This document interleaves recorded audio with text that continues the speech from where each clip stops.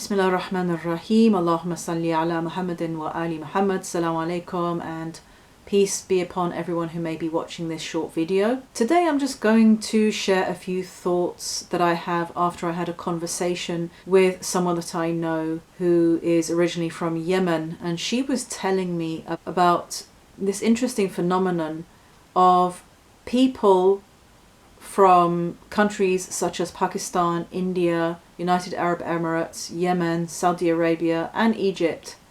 considering that speaking English or putting some English words into your conversation gives you a higher status. And this is speaking English or using English words to another Arabic speaker, another speaker of Arabic. I have noticed this in some of the videos that I watch online when people are having an interview, and I have noticed that in interviews between people from Saudi Arabia, from Lebanon and from Pakistan,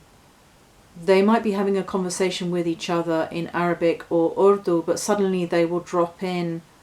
an English phrase or an English word. And there was one video that I was watching where someone is being interviewed on a Lebanese channel, and two people are having a conversation with each other in Lebanese Arabic, and suddenly the person who's being interviewed, he says in English exactly. And I wondered why he suddenly broke into English when both of them are native Lebanese Arabic speakers. Anyhow, so this person that I know who lives in Egypt, but she's originally from Yemen, was telling me about her experiences of interacting with other native Arabic speakers, but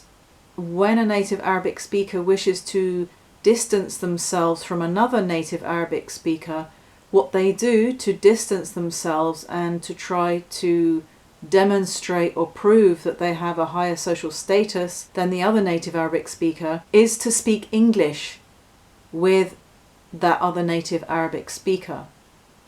And she has had encounters where she even thought that, for example, some people from Saudi Arabia were originally born and raised in somewhere like London, and she couldn't really figure out where they were from until they broke into Arabic, and then she realized, oh, they're originally from Arabia. And this is kind of interesting to me because obviously as a native English speaker, you're not always aware that speaking English is considered to have some kind of extra global social status with it. Within the UK itself, we do have a class system, which is quite a well-known class system where there are different accents, and when people have a conversation with each other, they listen out for the nuances of the other person's accent in order to try to place them within the class hierarchy. But I was not aware that this phenomenon is going on, where people who speak the same language as each other, be it Arabic or Urdu, suddenly will break into English or use English words or even speak English to the other person, not their own language, in order to try to prove that they are of a higher global social status than the other person. So this is really a comment that I have to say about this, which is that you don't need to do this. You don't need to demonstrate how much English vocabulary you know. You don't need to demonstrate that you can speak some English or that you can speak English with your fellow native Arabic speakers or Urdu speakers to try to prove that you are of a higher social status. It's really, really not necessary. I would say just try to preserve the beauty of your own language and have pride in your own language, and that there are other ways that you can demonstrate to the world that you are a great person. Maybe by writing an interesting book, making an amazing film, doing some great environmental cleanup work,